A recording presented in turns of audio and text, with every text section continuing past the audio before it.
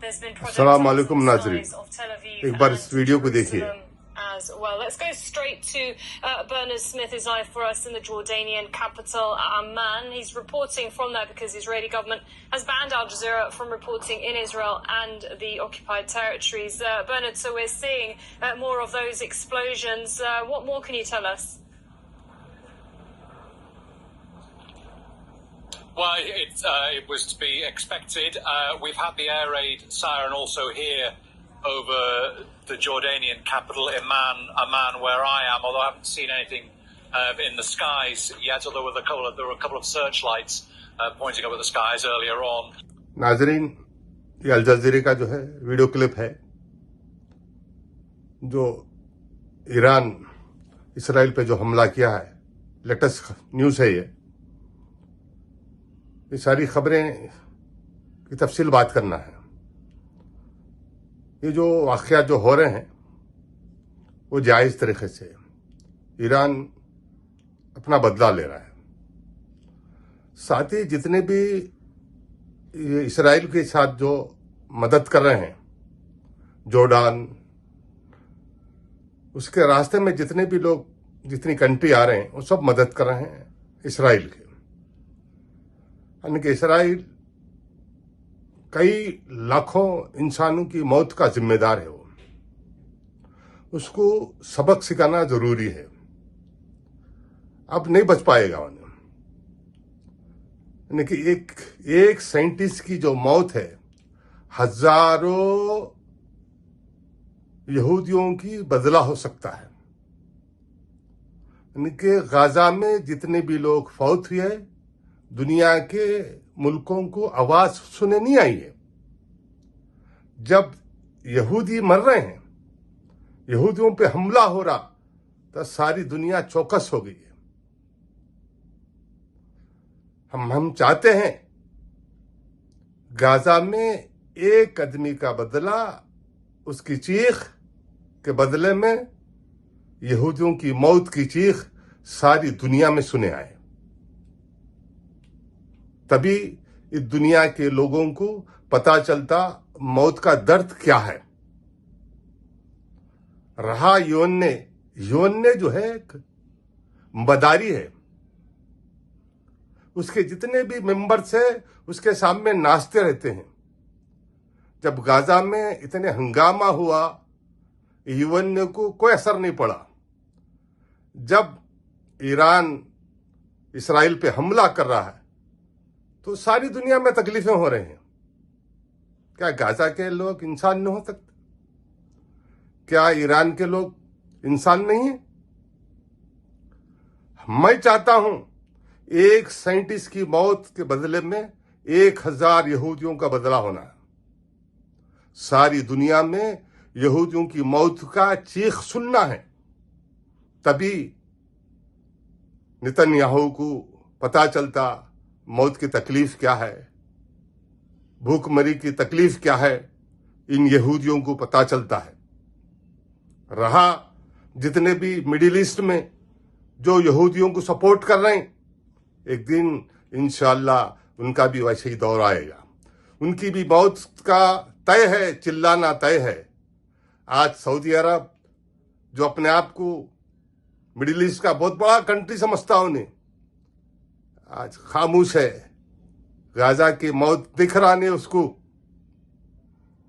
एक दिन दौर आएगा, सऊदी अरब का नाम मिट जाएगा। अब ईरान का काम है जो भी यहूदियों की मदद कर रहे हैं उन सबको निपटारा करना है। अब तो शुरुआत हो गई। एशिया में ईरान अपना दबदबा साबित कर दिया है। ये 2 दिन से जो हमले कर रहा है, एशिया में अपना वजूद का सबूत दिखा दिया है। अब रहा मिडिल ईस्ट की कार्रवाई करना है।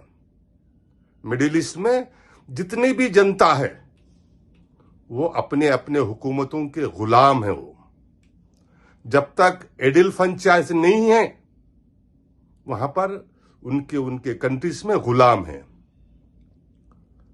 बादशाहगिरी खत्म करना है। जब तक हम एडिल फ्रेंचाइज जैसा सारी दुनिया में है, उसी तरह से मिडिल ईस्ट में भी एडिल फ्रेंचाइज होना चाहिए ताकि अपनी आवाज को बुलंद कर सके शहरी। यूएन ने ब्रोकर है ये और मदारी है ये। यूएन ने के जितने मेंबर्स है सब मदारी के मेंबर्स है, वो जनता के मेंबर्स नहीं है, जनता के रखवाले की हिफाजत के लिए नहीं है। यूएन ने एक मदारी है वो। रहा जितने भी कंट्रीज जो इस्राइल को मदद कर रहे हैं, एक दिन उसका भी हिसाब किताब होगा। बच नहीं पा सकते, मासूम लोगों को मारकर कोई बच नहीं सकता। हिटलर का कैसा दौर गुजरा, ये सारे कंट्रीज को सोचना चाहिए। जो ईरान कर रहा है उसका जवाब दे रहा है, उसका हक बनता है। अड़ोस पड़ोस के जितने कंट्री है, ईरान को इमीडिएटली मदद करना है। माली हिसाब से, किसी भी हिसाब से ईरान की मदद करना है, वरना तुम्हारी भी बारी आएंगी, बच नहीं सकते। और हमारे साथियों, जितने भी जो है खतर है, मीडिएटरी कर रहा, वो मीडिएटरी नहीं, ब्रोकरी कर रहा। उन्हें गल्फ को आधे घंटे में सद्दाम हुसैन कुवैत को कब्जा करा। ईरान चाहे तो सऊदी अरब को आधे घंटे में कब्जा कर सकता है। सऊदी अरब बहुत बड़ा हितैषी समझ रहा अपने आप को। एक दिन सलमान का भी होता आता वक्त आ रहा, करीब आ रहा है। ईरान अब करना क्या है, जो कंट्री इस्राइल को मदद करिए उसको निपटाने में मसरूफ हो जाना। इतने साल से, कई सालों से जो है उसको पाबंदियों में है, और 10 साल पाबंदियों में रहने दो, लेकिन इन सबको निपटाना है। गल्फ के जितने कंट्रीज है मिडिल ईस्ट में, उन सबको आजादी दिलाना अब ईरान का काम होगा। हम समझ रहे हैं वहां के शहरी आजाद है। जिस मुल्क में बादशाहत होता है, जिस मुल्क में अमीरगिरी होती है, वहां के शहरी आजाद नहीं होते हैं। मैं फख्र समझता हूं, मैं भारत के अंदर पैदा हुआ हूं, मैं तकब्बुर करता हूं। मेरे लिए आजादी है, बोलने की आजादी है, बात करने की आजादी है, लिखने की आजादी है। मिडिल ईस्ट में लिखने की आजादी नहीं है, बात करने की आजादी नहीं है।